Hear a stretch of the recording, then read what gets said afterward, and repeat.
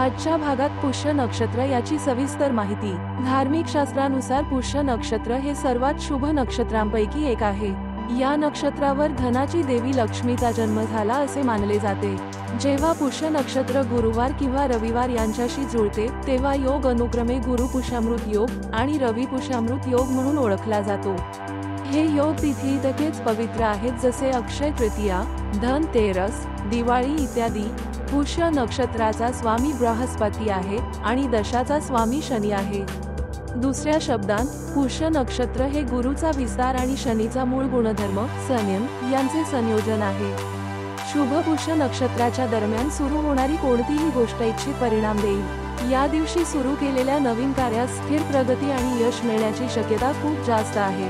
नवीन प्रकल्प सुरू करण्यासाठी, नवीन गुंतवणूक सुरू करण्यासाठी आणि नवीन सुरुवात करण्यासाठी हा उत्तम काळ आहे। या दिवशी सोने आणि चांदी खरेदी केल्याने सौभाग्य, समृद्धी आणि संपत्ती मिळते असे मानले जाते। तुमचे जीवन अधिक आरामदायक बनवण्यासाठी तुम्ही या प्रसंगी रत्न खरेदी देखील करू शकता।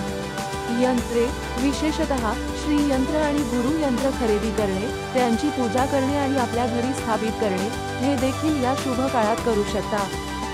या निमित्ताने रत्न आणि यंत्रांच्या सकारात्मक ऊर्जेतून जास्तीत जास्त लाभ मिळू शकतो। अशाच माहितीपूर्ण व्हिडिओसाठी आमच्या चॅनेलला लाईक व सबस्क्राईब करा। गुरु पुष्यामृत योगात रत्न, सोने, चांदी आणि यंत्र यांची प्रतिष्ठापना किंवा पूजा कशी करावी।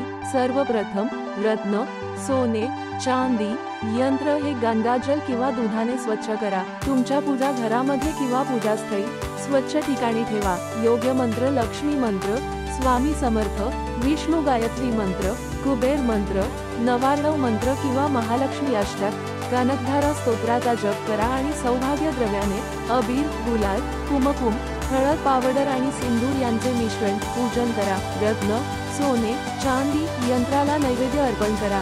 स्थापित रत्न, सोने, चांदी, यंत्राची आरती करावी। रत्न, सोने, चांदी, यंत्राची नियमितपणे पूजा केल्याने त्यातून निर्माण झालेल्या सकारात्मक ऊर्जा क्षेत्राचा विस्तार होण्यास मदत होते।